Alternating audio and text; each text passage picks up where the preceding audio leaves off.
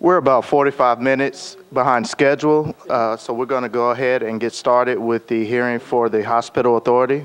We're joined today by Interim Director Jason Boyd, Interim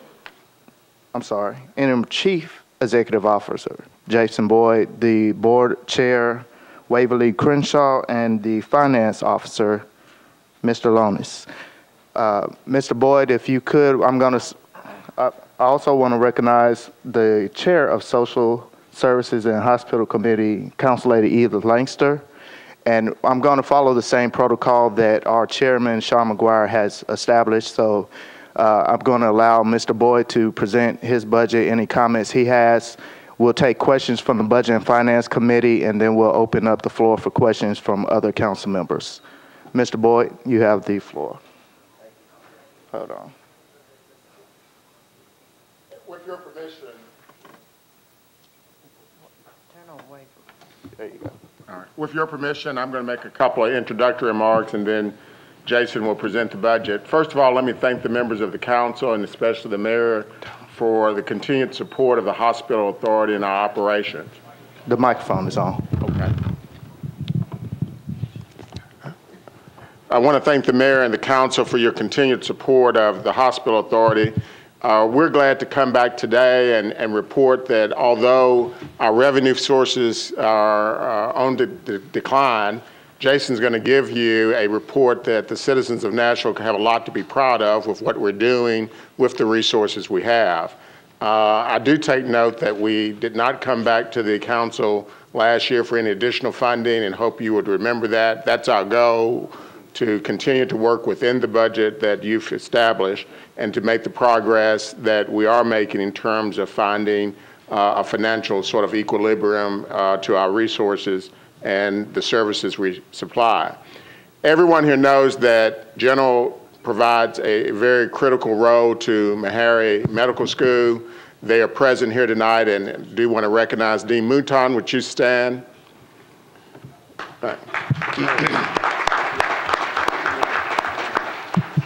The historic role of Meharry in our community has done much to make Nashville what it is. We're very proud of it, and we're very proud of what General Hospital is doing to provide a teaching resource for those residents as well as medical students. We want that to continue. We hope that continues and grow, and I want to compliment Dean Mouton as well as Wayne Riley for the increased communication we have in terms of finding ways to do that.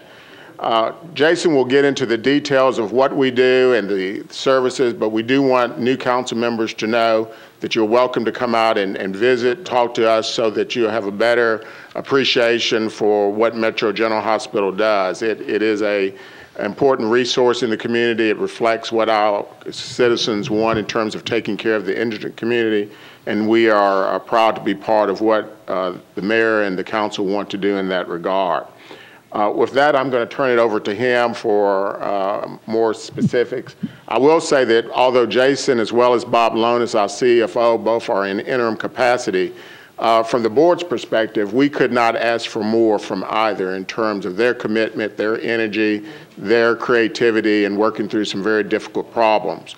Some of their staff is here today, so it's not a job that they do without considerable resources, so we appreciate that. I want to publicly acknowledge that, as well as one other resource here, our kids, and I believe its CEO is present. Thank you very much. Our kids, C-Fort provides an important role in terms of potentially abused children in our community, and we're glad that she's part of what we're doing. So with that, I'm going to turn it over with Jason, and I hope to make sure that what we're providing here satisfies the budget request. Thank you, Waverly. I believe most of you have this in front of you, and what I'll do is, if you don't mind, take a few moments and go through here. Really wanted to start out and, again, echo Waverly's comments. Thanks to our employees that are here, to many of our medical staff that are here. It's good to have that support, and for the council to see that the support and what we provide to this city. Starting off, really, the Hospital Authority is all about the mission. We've always been a mission-driven organization, not only to provide an educational environment, but also provide care to this community regardless of race, ability to pay, creed, And I'm proud to say that we continue to do that in a great way today, and Mehary's mission echoes that as well. We're able to do this through our 3 facilities that make up the hospital authority, and I'll take a few minutes to go through this for many of you that may be new and not informed of the facilities we have. Nashville General Hospital is one of 6 state-designated safety net facilities. We're licensed as 150 beds and have about 600 full-time employees.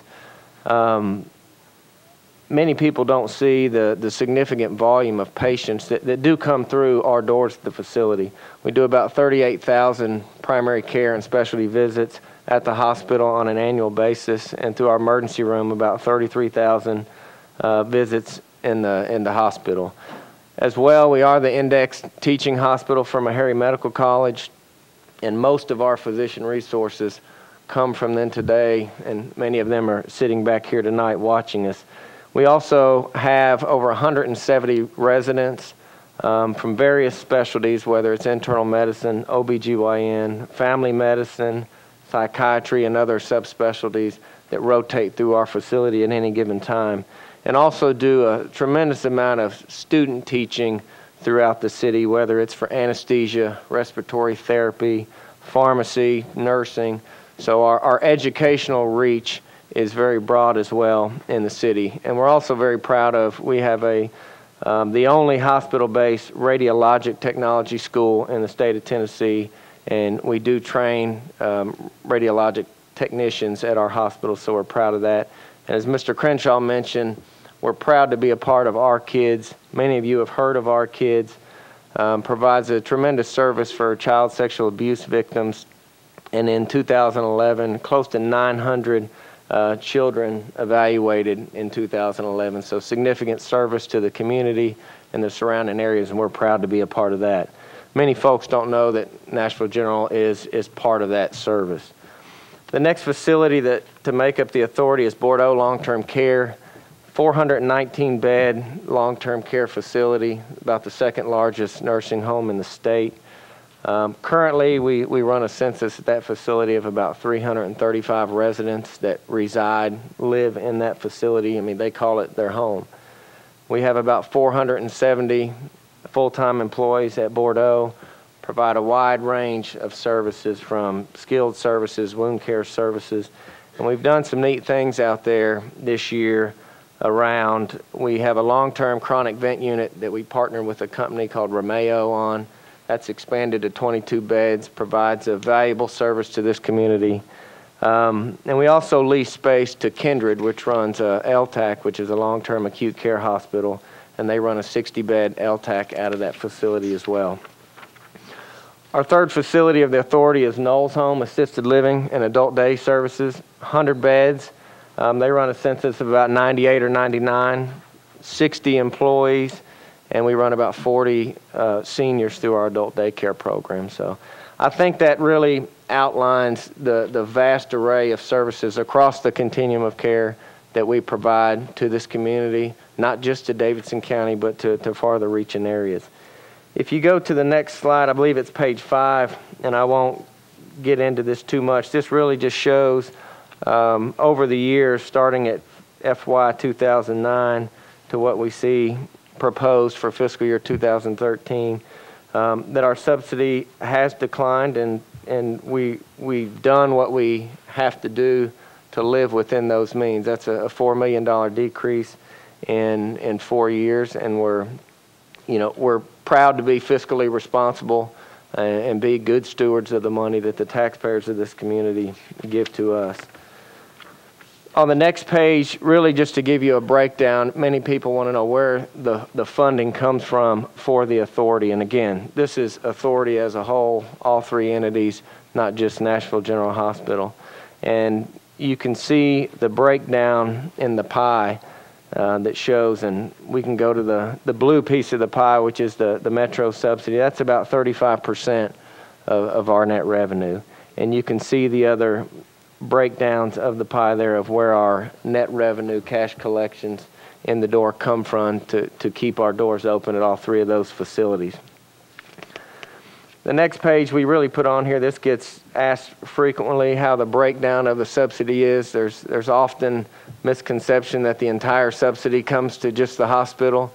The entire subsidy is divvied up between the three entities at the authority, and you can see from the bar graph what that breakdown is, with about $32.7 million coming to Nashville General Hospital, $8.7 million going to Bordeaux, and about $1.8 million going to Knowles Home Assisted Living. So that's been the breakdown consistently for the past 3 years of our subsidy amount that we get, which is proposed at $43.2 million.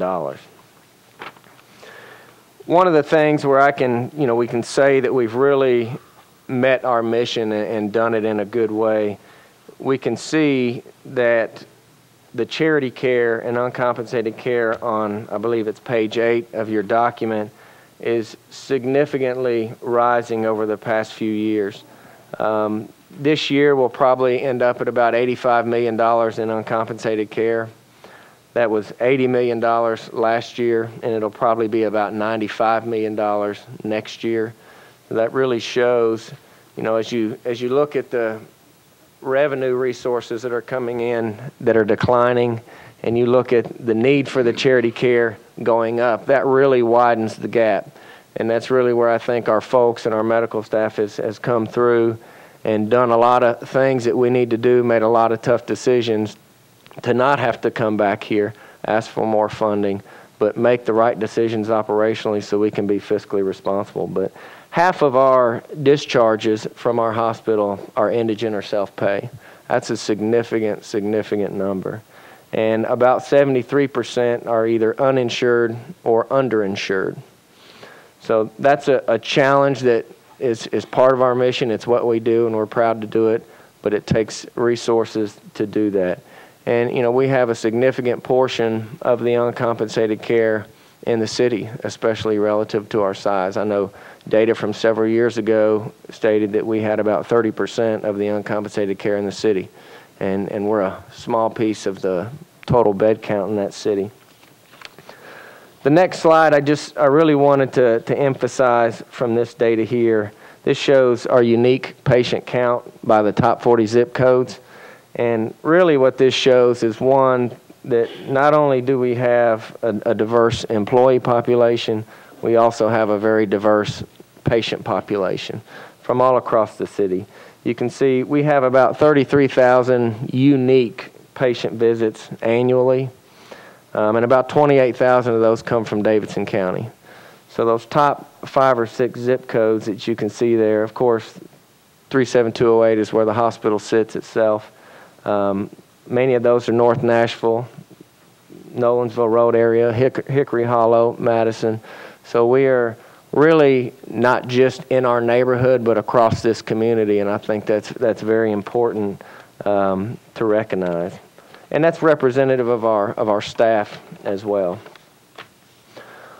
On page 10, one thing that I really want to focus on is showing that in order to be fiscally sustainable and where we are today, and still being able to provide the services and the care that we have in the past and that we plan on here in the future, we've had to make some tough decisions. And this group has always been supportive, and really just wanted to focus on a few of the things that we have done to be good stewards of the money. If you look on that page, there's 10 or 12 things. Really just want to focus on a few. We started out not long ago reworking our work-related injury program. Large cost for the organization. Revamp that, project a 40% reduction in costs. That should be significant savings for our organization going forward. If you recall, we did the pension reform in November of 2010. Tough decisions to make. And none of these are easy decisions, because ultimately they affect employees. They affect a wide range of people, but in order for us to do what we have to do these things. The pension reform that we did, right now about 15% of our employees are on our new system that we created back in 2010, and that's currently yielding us about an $800,000 a year savings, and that will continue to grow through attrition and otherwise as employees, new employees that we hire come onto that program. As you all well know, we created the Metro Employee Incentive Plan, and to date, that's yielded about little over $12 million in gross revenues and close to $4 million in net revenues. That's actual payments to the hospital that we did not have before. We're continuously working with the college, recruiting key physicians that we need to grow our services, to increase access, making sure we're meeting the needs of the community. We've done that in several ways. We've worked and opened a new digestive health center, carved out some other clinics, making them very competitive in the community, and potentially here, hopefully by July 1, opening a new retail pharmacy, better access for patients to get their medications, hopefully reduce healthcare costs, reduce overutilization of our facility. Across town at Bordeaux at our long-term care campus, we expanded our ventilator unit to 22 beds. We consolidated floors, which absolutely had impact on employees and very tough decision to make, but netted about $800,000 a year savings. We re-engineered our pharmacy. Again, tough decision, affected employees' lives, netted about a $900,000 a year savings.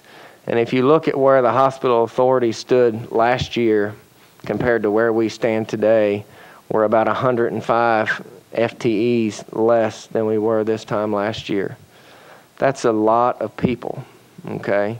And we've had to be flexible and flex with volume, be as efficient as every other hospital in this community has to be, and live within our means. And, our staff has been up to the task, our medical staff has been, our board has been very supportive. And these are the kind of things we have to do to be able to sit here today and say we're proud to provide the services that we've been providing. So we look forward to the challenges ahead. Again, we appreciate the support that we've gotten and hope to continue to receive. And I'll be happy to answer any questions regarding this. Thank you, Mr. Boyd. We have a question from Councilman McGuire. Thank you, Chairman, and thank you, Chair Lady Langster. I understand this might be a difficult question to answer, but if you could, what could potentially be the impact of if you did not receive any subsidy from Metro, and particularly if you wouldn't mind, since it is the lion's share of the subsidy, kind of talking about General Hospital, maybe what impact that could have on hospitals throughout the city, if you could address that, please. Okay. If there was no subsidy for General Hospital, the bottom line is that the hospital would cease to exist. You can see the significant amount of money that it is. You can see that the close to $85 million in uncompensated care that we provide, we would cease to exist without that funding.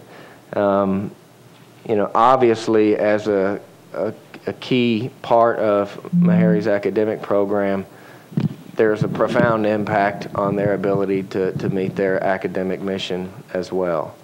There's a lot of implications to that, as you said, across the city. I know we have some financial obligation on the building from a debt service that's $5 million a year. The impact to the community, I think, would be significant. You can see where our patients come from. Obviously, hundreds and hundreds of employees affected. And really, the patients that we serve would have to find somewhere else to get service, and I think there'd be some access issues with that across the community. So obviously, it's very far-reaching and significant impact. And thank you. And could you quickly just touch on, you mentioned the debt service, kind of talk about the debt obligations that you face. Do you want to mention? Sure. We currently have a capitalized lease arrangement for the hospital. It's through Meharry, and it's $4 million a year for that as rental, basically. I think what maybe Jason was alluding to is that we did get some capital advancements a few years ago to do an IT system, and I think that's what he mentioned was the $5 million. Is that what you said? Well, that's the lease payment. Okay, the lease payment then. Okay. We do have some outstanding debt service still on that we're making payments on as well. And what is the term of that lease? Is it It's 20, yeah. 20 years? 2028, okay. Right. Thank you very much, gentlemen, for being here, and thank you to all the services you provide all our city. Thank you. Thank you. Thank you, Councilman McGuire. Councilman Holloman. Thank you all for being here, and I have some follow-up questions to what Councilman McGuire asked, and I'm sure all of you are familiar with the article in the paper today and the Beacon Center study that suggested that we end the subsidy and actually went a step further and said that we should sell the property. I think it's important for us to talk about that, and my understanding is that we don't own that property. Is that correct? So it's not the metropolitan government's asset to sell. Correct. And I think it's important for people to understand that almost 20 years ago now, we entered into a negotiation with Meharry and merged Meharry in general and did consolidate services, went through that process, and at this point, we are simply a lessee of this building. And I think, as Councilman McGuire alluded to, there's a substantial term on that lease, and even if the city chose to try to unwind that, there would be serious financial consequences to that. And I believe there are, and correct me here if I'm wrong, outstanding debt, outstanding bonds that are secured through those lease payments. Is that correct, Mr. Riebling? That's right, Councilman. The $4 million payment that goes to Meharry really I'm sorry, Councilman, the $4 million payment, lease payment that goes to Meharry really is used to pay the debt service on bonds that Meharry issued to make improvements to the facility when Metro entered into the agreement. So that obligation on Metro, it's subject to annual appropriation. So you could conceivably walk away from that, but there is in my opinion, a strong moral to commit would have to be to commit that. We'd have to commit that. Continue that obligation. Right, and I think it's important here, and Councilman Maynard may want to say more about this, but I also think it's important for us to talk a little bit about the history of Meharry Medical College and the role it's played in our city and in the African American community here, and that it is uniquely positioned in our country. And I believe at one point actually represented the education of a majority of the African American doctors in the entire United States. And so I think it would be a real detriment to say that this is not both a historical and a financial asset to the city. And I guess I'm saying that more in the way of commentary, although if you have thoughts on that, I'd love to hear them. But finally, what I will ask is, in terms of indigent care, can you talk a little bit about what's going to happen to, obviously people who don't have the ability to pay aren't going to stop being sick just because you close your doors. And that is a burden that is going to fall to taxpayers, whether it comes through your doors or it comes through Vanderbilt or wherever they land. Can you talk a little bit about how indigent care functions, and if we stop paying you and closed this hospital, what would happen in the city in terms of indigent care? Okay. Let me touch back to the Meharry Medical College piece, and you're absolutely right. And I don't want to speak on behalf of the college. There's many of them back here that could testify to this, that, they do train a significant portion of the minority physicians in the United States, and dentists as well. So it's a tremendous impact if that's affected. Very far-reaching, not just in this community, but across the United States. As to the indigent care piece, the way the process works now, if somebody presents at our organization, we have a process where there's a policy, there's certain guidelines, whether it's related to poverty levels, et cetera, where they get qualified and certified as indigent. No means to pay means they can have access to free health care at our facility. Okay? As a side note to that, every patient that comes in that has zero ability to pay or no insurance, we run every one of those patients through a process to see if we can get them certified on TennCare. We have a company that does that. We're very adamant about that. Everyone that has no payer source goes through that process. And those that get in that pending stage, we're actually able to convert about 60% of those to TennCare. So we do everything we can where the indigent piece is the last resort for that patient. And so when that happens, they can come, they seek services from us, and we provide the necessary health care services they need. And the college obviously provides the physician services for those patients as well. So that's the process for the indigency. If you look at raw numbers on indigent patients, unique patients, it's probably over 6,000. Those are Davidson County residents. They're required to be Davidson County residents. But it's a very high utilization. Many of those are socioeconomically deprived, unhealthier population that have a fairly high utilization of our resources. And we do everything that we can to minimize that, but our obligation is to make sure they get the care that they need. And I know you can't speak exactly on behalf of the college, and I see several staff and faculty here, but I'm assuming that there is a very codependent relationship between that institution and your facility. And I think I heard you say earlier that if we cease the subsidy to the hospital authority, that the hospital wouldn't be able to function. Can you speak at all to what you would anticipate would happen to the college as an entity or the hospital to no longer exist? I mean, it's, again, very far-reaching. Absolutely codependent. We would probably not exist if the medical college wasn't there. They rely on us as their teaching hospital. I would say that their accreditation would be jeopardized if they did not have us as their index teaching hospital, which everything's tied to accreditation. And if that's at risk and that's jeopardized and that goes away, then there's very serious implications to their teaching program. I'll just close by saying I think there may be places in this budget that we can find money and make cuts, but I just don't think that messing around with indigent care for our citizens and putting Meharry Medical College and its history in jeopardy is the place to look. Thank you. Thank you. Thank you, Councilman Holloman. I echo those sentiments. Councilman Anthony Davis. Thank you, Chair. Appreciate the first name there, despite Scott not being here. Thank you, folks, for being here. Really appreciate what you do. I think we all see that there's a lot of folks in all of our zip codes on here and that are affected by this. Just real quick,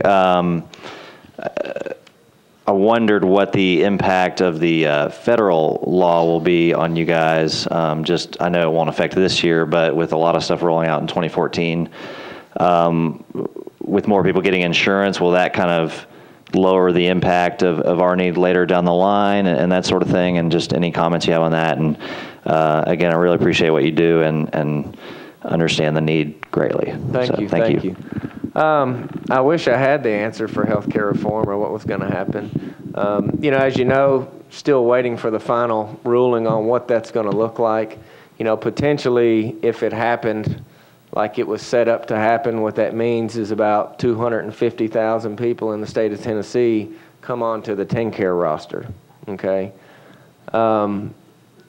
Potentially, what that would mean is, sure, a fair portion of our indigent patients may become eligible for TennCare, have some type of insurance. But there's still a fair portion that would not, that fall through those cracks. Now, what you do have, I think, is everyone in the city could have an insurance card, but I really think you end up with an access issue, okay? We have a fair amount of patients now that have insurance, whether it's TennCare, whether it's Medicare, and there's many, many providers throughout the city that won't even accept those patients. So you add significant number of folks out in the community trying to gain access to those medical resources. I don't think the insurance is the problem. I think it would be an access issue. Many of our patients in our community, tremendous social issues, transportation issues, all of those things that our system is set up to provide, all those things have to be taken into account. So it would just be a continued effort of, trying to get less uncompensated and more that you would actually be compensated for.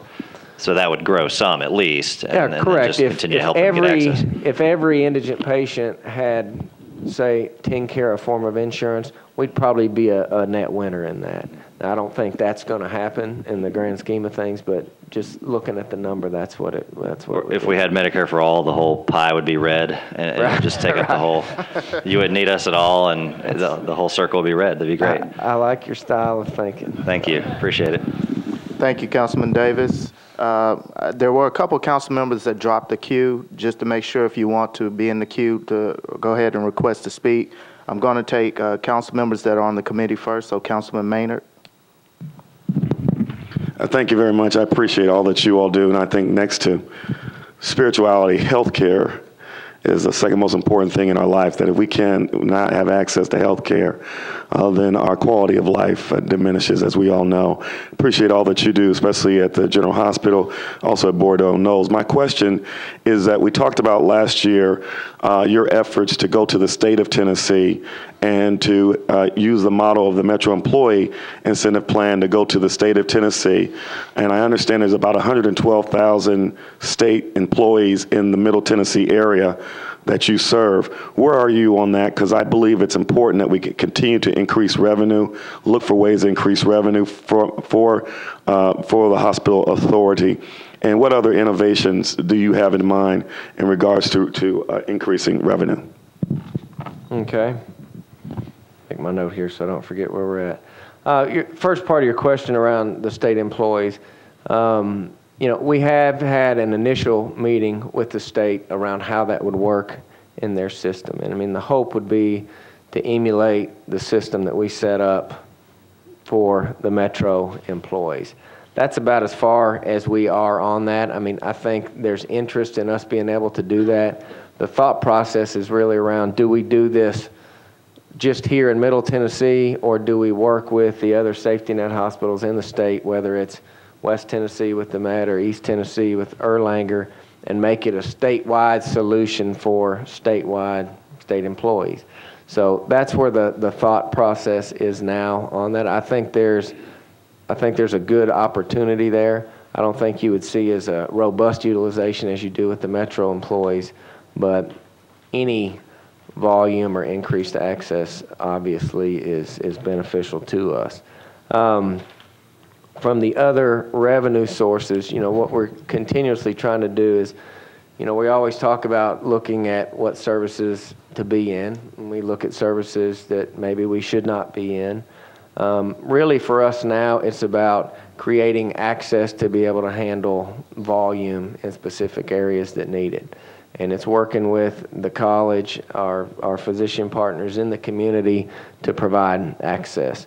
We're seeing a substantial amount of our growth and need for service in some of the outpatient areas, whether it's surgical services, specialty clinic access, and all those things generate business within the four walls of the hospital, even as they happen out in the community. Whether it's at a physician office that Meharry runs or it's at a federally qualified health center, all those can yield back to the hospital. So for us right now, it's about ensuring across all the specialties, whether it's GI, whether it's urology, whether it's nephrology, that we have adequate coverage to provide access to the folks in the community that need it. My next question is dealing with you have an aggressive plan in dealing with your work-related injuries. And I heard from Mr. Riebling earlier in our budget hearing that there may be some possibilities of you guys working together with Metro employees as well. And you don't have to comment on that, but I think that is great, another step of dealing with being innovative in General Hospital, providing that additional service for our work-related injuries here. My last point that I want to talk about is I've talked to executives at St. Thomas Baptist, HCA, Vanderbilt, and I hear the comment that the private hospitals can absorb the $85 million of uncompensated care. And there's no question that they don't want to absorb $85 million or $95 million in uncompensated care. They do not want to absorb $1 more of uncompensated care. The other issue is that Meharry could just have their residency program anywhere. That's also not true. And so when you look at the fact that we provide service for a population that if it's not a life-threatening injury or life-threatening medical condition, that they can be denied access. And we have many healthcare providers, and more every day, who are now refusing to see TennCare patients. It is happening all over the county that they will not take TennCare patients. So you provide a valuable service not only for a population that would find it difficult to have access to high-quality care, but then you jeopardize, and I'll say it, without the teaching hospital and without the medical school, Meharry may not be around. And so their accreditation is critical, and I also believe that patients, when they come to General Hospital, are treated with dignity and respect that many of your indigent patients do not receive at the private hospitals. Because at General, I know you all do not treat patients differently according to their ability to pay. And I think that that mission is awesome. Finally, as a close, I just think that when the council persons do their deliberation, their due diligence on this budget, I hope that you will see a sense that we need to be committed to the most vulnerable of our residents. We must be committed to those who are the least of these. And for those of us who have any religious thought and or relationship with a higher being, I believe that the Word of God speaks to that, and that what we need to have is our priority in dealing with the least of these in our community. Thank you so much. Thank you. Thank you, Councilman Maynard. Councilman Claiborne.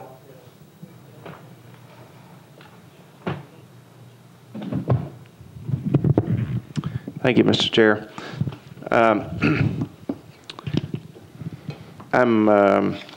One of my questions had to do with the question that Councilman Maynard asked about the progress with the state employees, and I'm a little bit disappointed that your response doesn't indicate more progress than you've made since we were here last year. I think we've been talking about that almost ever since we talked about the Metro employees program that we have, and so what is the hindrance in having not made any more progress than we've made since last year? Well, one of the things that you have to do, and just being completely transparent and honest with you have to be careful what you ask for, and you have to be ready to take care of the patients that you hope you're going to get. And that gets back to the access issue, okay? So if I'm out there asking for a bunch of patients to be referred to me for X specialty, I got to make sure I have the capacity from an appointment standpoint, physician standpoint, to take care of those. Because once you get into that, you only have one shot really to be successful. And we've made very recently a fair amount of changes in some of our clinics, whether it's GI, shorten the access by half, whether it's cardiology. And just to be honest, we did not have that before. And sometimes we had to make the cognizant decision to say, sometimes it's better to not ask for business that you know you can't take care of at the fast, efficient, top-notch way, because they're going to come there once, and if you don't do it right, they're not going to come back, and they're going to tell 5 other people. So we have to balance that out, whether that's right or wrong. And we have to balance that out as our emergency volumes have increased probably 10% and feed into those services as well, because we still have to take care of the folks that are in-house as well as the ones that are coming in from outside. But we've made significant strides in increasing that access, and I think we're at a point where we're almost ready to ask for that business, but we have to be able to deliver. Okay. Has there been any, in addition to the state, has there been any thought given to approaching the VA and asking them perhaps about the possibilities of doing contract work for some of their non-critical conditions that they may want to keep their hands on? But, you know, folks always talking about that the VA is overrun, that it's hard to get into the VA. And certain lesser services that they provide, could you provide those? Not knowing exactly what those are, I don't know if I could answer that. I would say that most of the services from an acute care standpoint we could provide. We haven't had those conversations with them around, you know, if they have capacity issues on an inpatient standpoint. You know, we have some capacity on the inpatient side. I would assume that unless it's a neurosurgery issue or a high tertiary type service, other than those, I would assume that we could take care of those patients. Back in 2007, one of the first budget hearings that I was a part of after being elected, there was considerable talk about the possibility of a trauma center at General. And that's been floated almost every year that we've been here. Mm-hmm. Talk to us about that. I've been in multiple discussions about the possibility of a trauma center. This community has Vanderbilt as its primary trauma center now. There's a lot of implications around trauma. There's a lot of cost to an organization to run a trauma center. You know, we haven't put the pen to the paper on the business case, but my assumption that would be it's a significant change for the organization, significant change for your medical staff, and most trauma care is uninsured care. And I really don't know if I can validate the community need for additional trauma services. You know, a lot of those are my assumptions and my personal opinions, but a lot of diligence hasn't been done, just to be quite honest, on whether the city could support it or we could afford to do it. Would it be appropriate to ask that sometime before we are here in this situation next year, that kind of you take that kind of look, or the council be advised of whether that's a viable option or not? Sure. I mean, we can do the math on it and put the numbers to it, and from a community perspective, and see if that's warranted in the community. We'd be happy to put that together. Okay. All right. Thank you. Thank you for being here. Thank you, Councilman Claiborne. Councilman Stein? Let me just follow up on Councilman Claiborne's question, though. I mean, to create a trauma unit is expensive, would it not be? Absolutely. And it would add to the costs of General Hospital's operation, at least to start it, to put together everything we need to do to get the first patient. That would be my, without looking at it on paper, that would be my assumption. You have capital issues. You know, there's a lot of logistics and medical staff call issues and equipment issues to be able to provide that service. Okay, so, and then again, since the principal trauma unit in town is Vanderbilt at the moment? Yes, sir. So that if we were to do this, then I don't know whether it's the right phrasing in the medical world, but we essentially would be going into competition. Well, it would have to be some sort of collaborative type effort. I mean, if you really sat down and said, we want to do this, I mean, you have to have a lot of physician specialties and subspecialties and access to some very high tertiary services that our facility's not set up to do, that we currently don't have on our medical staff. It's very far-reaching. It sounds pretty good, but it's wide and deep. Let me ask a philosophical question related to this budget. Is there anything that you all, your board and your staff are not thinking about to optimize revenues on any level?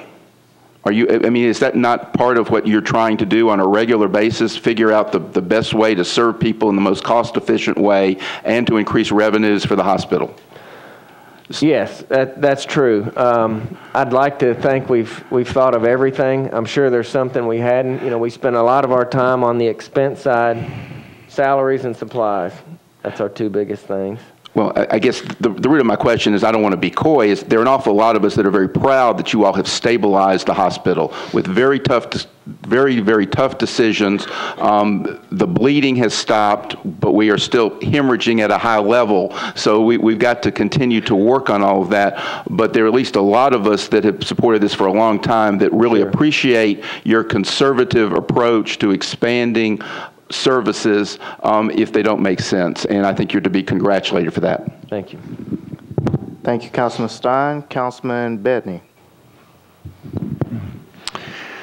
I know people that have used the services at Meharry. I actually use the services myself, and I want to thank you and all the doctors here for the service you provide to the community. I wanted to ask you, follow up on your comment before that you tried to check if people qualify for TennCare. Can you run me a report telling me how many people could potentially qualify for TennCare and end up not getting it and being serviced by your hospital? Sure. Thanks. I can get that. Thank you, Councilman Bedney. Councilor Johnson. Thank you, Chair Matthews. I just want to first start by saying that I'm very appreciative of all of the work that you're doing at General Hospital. My physician is actually in the audience this evening, and I was quite surprised and happy to see him. And he has actually encouraged me. I used to always go to Baptist Hospital, St. Thomas Centennial, just by habit, and where I had my children. And so it was hard for me to switch and try General Hospital because I had listened to what a lot of people in the community supposedly had said, rumors, that General Hospital is not a quality hospital. Well, I want to say to you tonight that it is absolutely an outstanding hospital. And my husband, my family, all of us were quite surprised at the level of service that was provided when I was in the hospital, at General Hospital. I had surgery not that long ago, and I have pending surgery coming up, and I will be returning to General Hospital. And I just want you to know that the doctors, the nurses, the staff you have are just first class. I see a lot of similarities. I used to work for Vanderbilt Medical Center a long time ago, and their indigent population was somewhat yours mirrors a little bit what Vanderbilt's indigent population is. So if there is an opportunity for any kind of collaboration, if there's a trauma unit or what have you that you all want to look at expanding and opening in the future, I would say that probably a partnership with Vanderbilt would be a good place to start those talks and negotiations. They have extended out into the outlying suburbs, and so they have outpatient clinics and offices out in South Nashville and branching out into Southeast Davidson County. So I would like to be able to see the access increased where people can access General Hospital and the physicians you have in those same areas. So again, with you operating on a third of what St. Thomas and other hospitals are operating off of in this city, I commend you and your administration and all of the people who work with General Hospital for the incredible work you do. Thank you. Thank you. Thank you, Councilor Johnson. Councilor Dow. Thank you. I just want to concur some of the sentiments other people have expressed here. I really appreciate the hospital. I had opportunity to take the tour, and I was really impressed to learn the efforts that the hospital is making to reach out into the community and get more insured people coming into the hospital. Also, I would like to say that I was equally impressed with the fact that the efforts being made to collect some portion of payment from those people in the indigent population. It may not be full payment, but the efforts being made to collect something, some type of copay was being made. I know you have some of the finest hospital physicians and dentists in the city. Most of them, a lot of them are friends of mine, and I think the hospital has a significant benefit to the city, and that we should support it. You have my support. Thank you. Thank you. Thank you, Council Lady Dow. Council Lady Berry. Thank you, Chair, and I really appreciate that you all are here. I'm over here. Hi. Where is that voice coming from? I just wanted to say thank you, and I just wanted to again reiterate, I think, what Councilman McGuire, Councilman Holloman, Councilman Maynard have all articulated, which is the critical need for access to public health care in this city, and that makes us a vital, vibrant place to be and a vibrant place to live. And the fact that we would even consider thinking about cutting the subsidy to zero so that you were not able to provide that access in the community, I think would be devastating to many of us in the population. The last thing I would like to say is I see that there are many white coats in the back, and I wondered if anybody's got a cure for my allergies. We can probably get you a prescription before you go.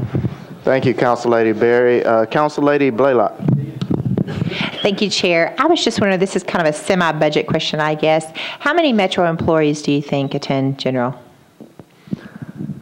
Let's see. We looked at the gross number since inception, about 4,000 different visits. I know it's 100 and some unique patients every month, new patients that have never been there before. I can get you the specifics. I hate to wing it, but it's a substantial amount. And when we count those, we wanted to count them as new, and new patient to us is one that hasn't been there in 2 years. So when we see that large number of new patients, those are folks that, for the most part, had not been to the hospital before. So we thought that was a good indicator. I'll get that information to you, though. Thank you, Council Lady. Councilman Pridemore. Thank you, Mr. Chairman. Thank you for being here. I just have it's not a budget question. It is a question about trauma care. Where is the training? What type of trauma care training do we have there, or where is it done if we have no trauma unit at General? You know, most trauma that happens in the community or a wreck on the interstate, ambulances, you know, they know what facilities to take patients to. I mean, they know what facilities are certified chest pain centers. So trauma automatically, by nature of the call in the field, gets diverted to the trauma center that has the trauma state designation, and which that's Vanderbilt. You know, we have patients that do show up at our facility. Say you have a gunshot patient that walks in the front door, and it happens. We stabilize. Oftentimes we have to do surgery, and we have excellent surgeons. One of our interim chief of surgery is a trauma surgeon, Dr. Dent. I see him sitting in the back.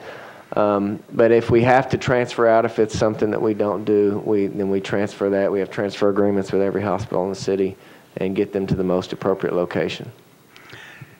It's sad that it costs so much to transform an ER into a trauma unit, because there's so much, the training is so much more for the doctors, and I'd just like to see if there's a way of possibly doing that without the expense, which is no way, but I would like to see that for General. Thank you. Thank you, Councilman Pridemore. Councilman Tiger. Thank you. And before I start my line of questioning, I just want to address something that Councilman Maynard said. I'm going to ask some really tough questions and make some tough comments. I don't want it to be construed that I'm uncaring or non-spiritual. I attended a a homeowner association meeting last night in Madison, has about a 10% foreclosure rate. And I'm coming from a perspective that if we were to increase this property tax at the extent that the mayor has proposed, what I heard last night in this community was the real chance of people losing their houses even at a greater rate than even now. So I think we have to ask tough questions across the board. Sure. And we have to be prepared, every department, potentially to face some cuts and problems. You mentioned your revenues are on the decline, and that was sort of glossed over because our book doesn't give us any revenue figures. Even your charts don't show any real dollar figures. So I'd like to request that we have a history. I've been sitting in this room since 1989, off and on, and the issues and the problems at General and other departments in Metro, we may ask different questions and it's been framed a different way, but it disturbs me that, you know, I see 23% to 19% projected if that's what commercial insurance is, what you're charged, but what that means in real dollars and why. So I'd like that. Other departments we see income and we see expenses. We don't see any expenses as to the cost of bricks and mortar and overhead. And I've just asked over years, the simple question is, you know, how many beds are you licensed for and what's your daily census? I know there's been times we've had whole floors closed, but there's a cost associated with that. So I'd like some census information over 5-10 years as to whether our unoccupied beds are going up or down. You gave us very thorough numbers on the pay rates and salaries of your employees. And I know a hospital is very different, but as I glanced down there, I just happened to see down at the bottom, carpenter and painter. And I see a low end on a painter of $28,000 and a high end of $44,500. What is yours at? I'd like to know what the actual salaries is. Mr. Riebling, I'd like to know other departments in Metro, MDHA, if we're paying $28,000 to $44,000 for a painter. And you can just look on that first page, and I'm not talking about the specialized doctors and nurses and occupational therapists that I have nothing about, but other parts of Metro where I see secretaries, payroll coordinators, carpenters, painters, chaplain, even dietary, how we compare what we're paying in the hospital versus at a school. And maybe there's different specialties necessary and you pay higher or lower. I don't know, but that's a question I'm curious about. Okay. Real quick, if I can comment on the Sure. on the salaries. You know, our average hourly wage is $25 an hour. That's across the board. And, you know, when we look at salary information, you know, we go by salary surveys that come from whether it's the hospital association, because we have to compete, whether it's for nurses, I'm not questioning any of the skill. I want my surgeon to be the highest paid, most skilled. If I'm going in for surgery, I'm not going to ask if they're making $25 or $26 an hour. I want them to be making $225 an hour and have the expertise to take care of me as necessary. I'm talking about some of the non-skilled, custodial, whatever else can compare there. It would seem to me that over the course of years, we used to talk about, under Mayor Bredesen, and the reason for the merger and whatnot is what it was going to take to make General profitable, or at least a break even. And so we don't talk about that anymore. We just talk about how great the subsidy. I guess we've given up that we will ever be able to make General Hospital a revenue neutral position. that's just the sense I get. It used to be we have to do this, we have to merge this, we have to add this equipment because the revenue, it will get us closer to zero. And now it's just, how much can we afford to pay? I wish we could pay more. But have you seen the conversation? And I don't know how long you've been there, and that was one of my questions. You've had the interim title for how long? A little over 2 years. Is there a movement, maybe Dr. Crenshaw, to ask, is there a movement to hire a permanent director? I'm not a doctor. Oh, Mr. Crenshaw, I'm sorry.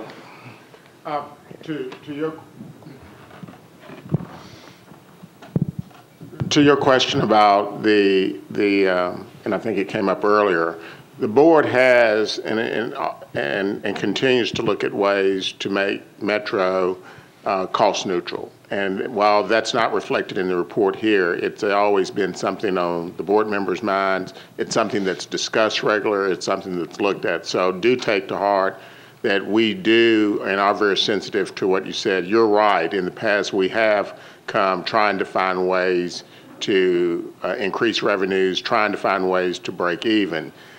We don't actually get to control all of the healthcare world. And certainly health reform has had an impact on that. The competition within the city has a great impact on that. And what we can provide with the sources and the subsidy and the revenue has an impact on what we can do. But let me tell you that the board is always concerned about that, and glad you brought that up. We don't want to lose that. In terms of the interim title, I think I alluded to it earlier. You're right that Jason has had the role of interim CEO for over 2 years.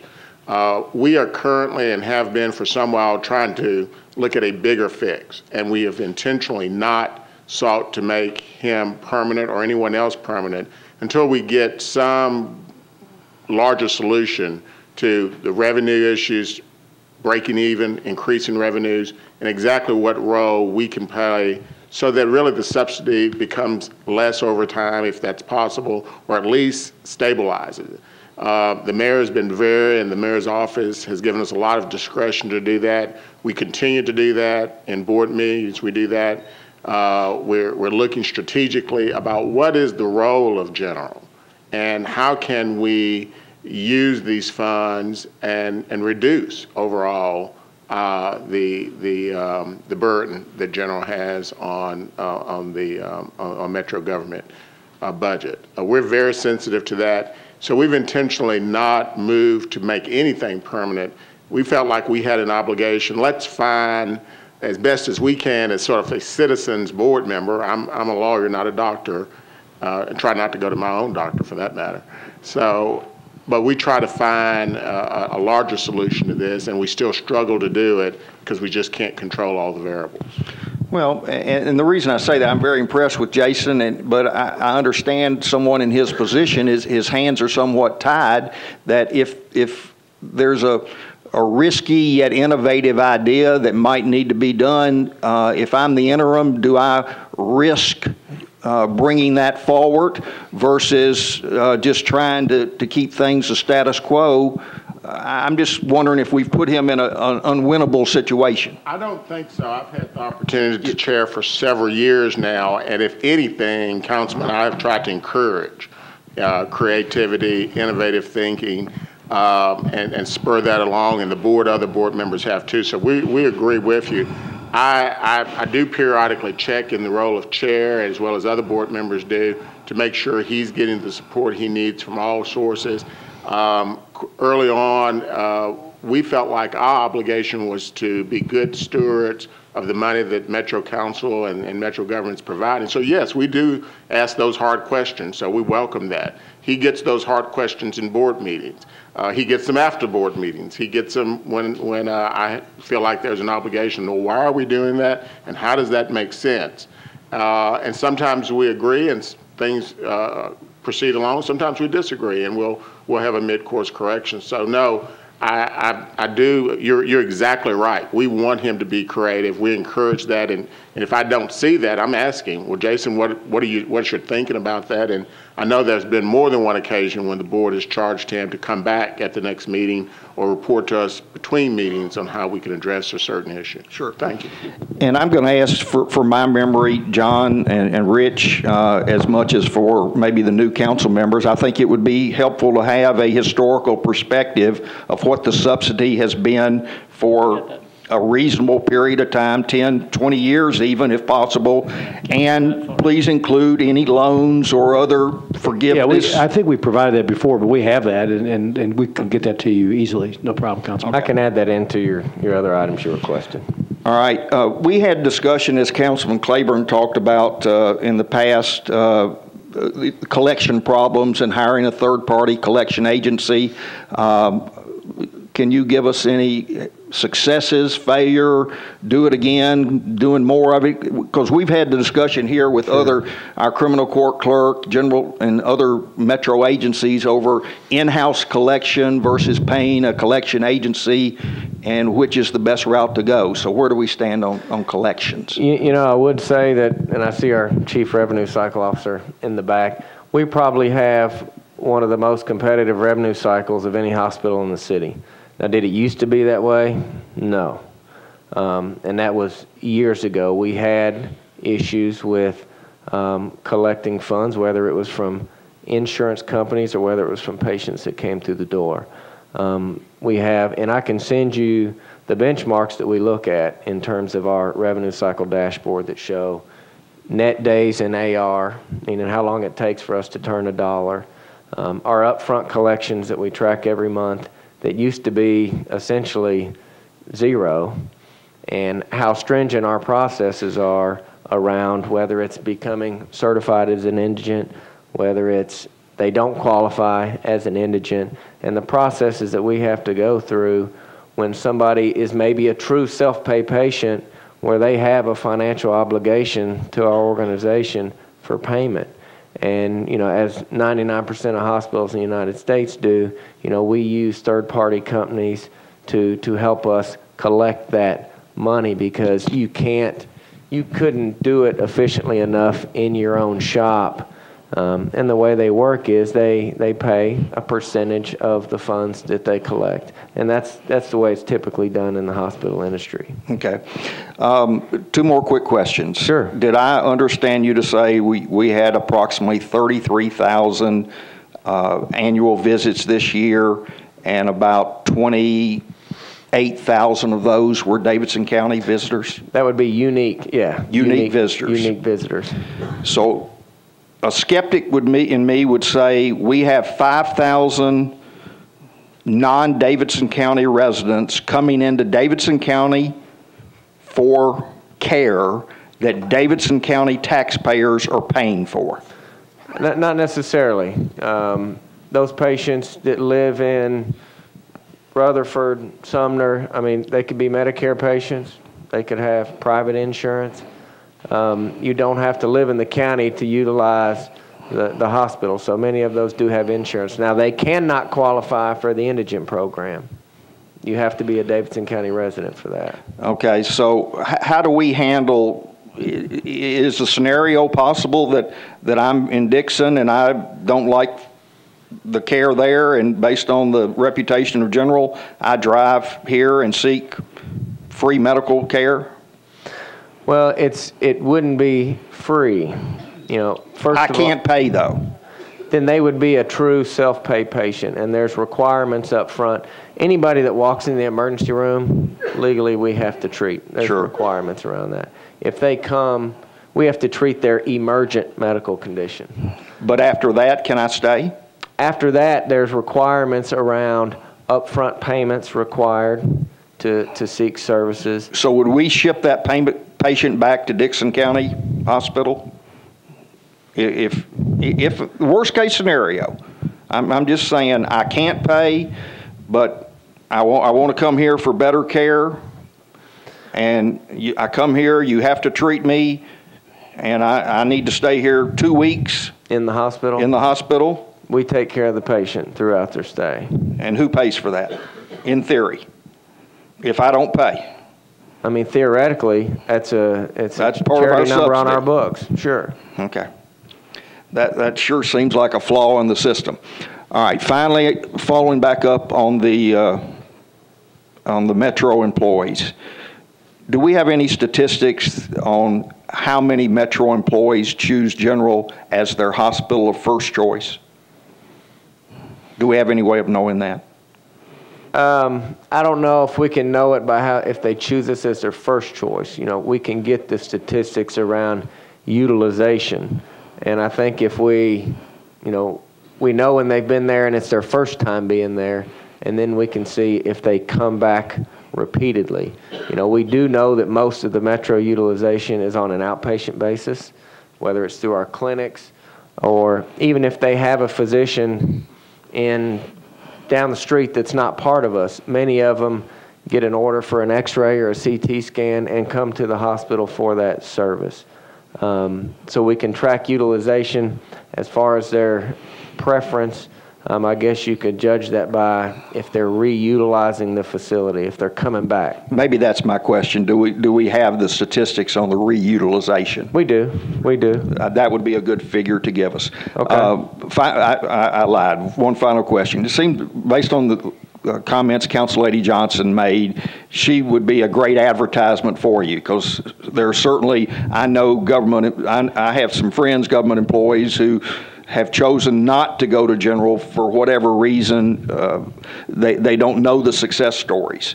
But she is certainly a testimony of quality care and someone who's been in private hospitals that now chooses to go to General Hospital. At one point, you had an advertising campaign a couple years ago, and you were doing TV ads, and you looked like the Vanderbilts and Baptists and St. Thomas, touting their heart services or their psychiatric services or whatever the specialty of the day. I don't see those ads anymore. Obviously, the budget's either run out or you may have found that they were not cost effective. I'd just be curious as to what the effect of those ads were.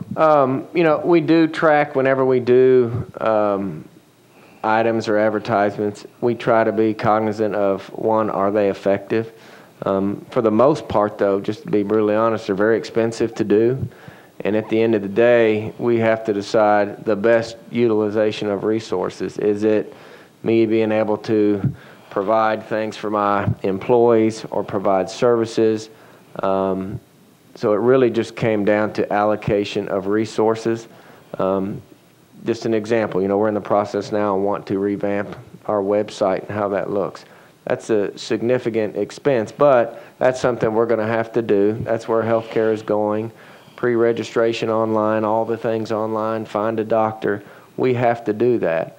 So to me, spending the money that it will take to do that, probably $30,000, that's more effective than having a billboard down the street.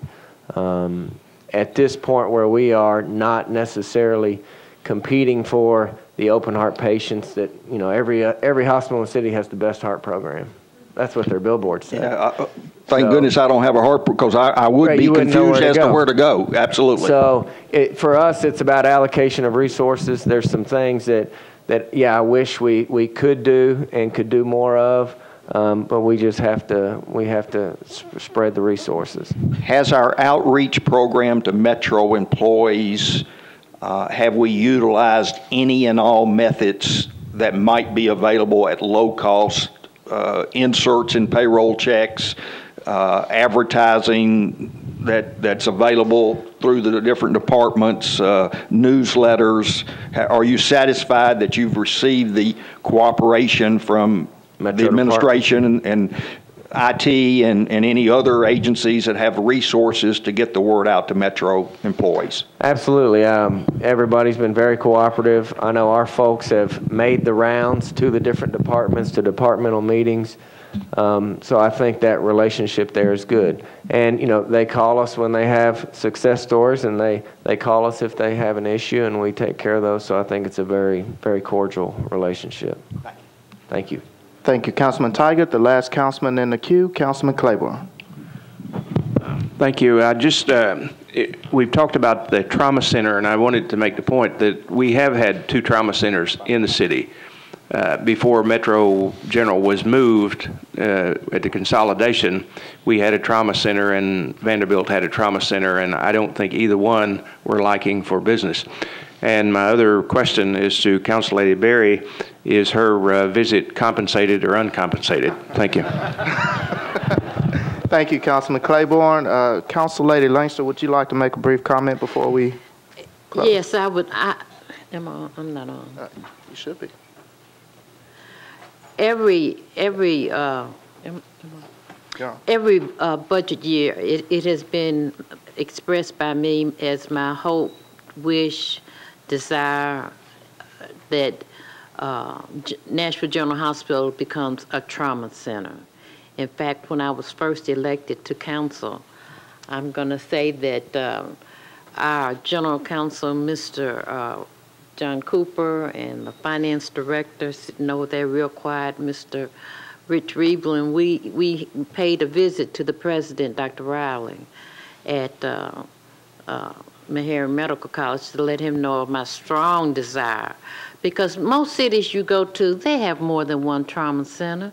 This is highly unusual. The capital city in Tennessee, and we don't have but one trauma center, and it has to serve all the bedroom counties around Nashville, all the counties surrounding Davidson County.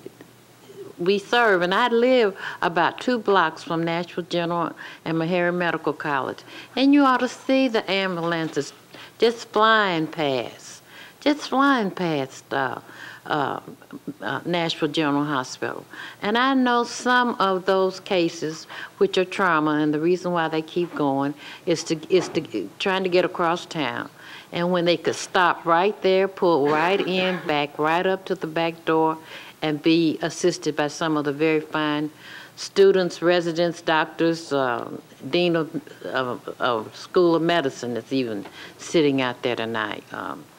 But I still would like to see Nashville General become, I know there are a lot of things that you have to go through, but Homeland Security, I'm sure they're going to be contacting us, telling us we've got to get another trauma center in this in this city, in the capital city. So I would like to take them as I do every year. I would like to put on the wish list that Nashville General becomes a trauma center. What? That's not what? I know, but it's my wish. On the wish list, on the hope, the dreams and desires. Because, ladies and gentlemen, it's going to happen. Whether it's going to be much later or much sooner, it's going to happen. Nashville General is going to be a trauma center. And like I said, Homeland Security is going to be knocking on our door pretty soon and saying, listen, we've got to come to the table and work this out. Everyone sitting here knows that to be the truth. So, a referendum on it. Thank you. But anyway, that's my comment. Thank you, Council Lady, and thank you, gentlemen, Mr. Boyd, Mr. Crenshaw, and Mr. Lonis for visiting us. We're adjourned.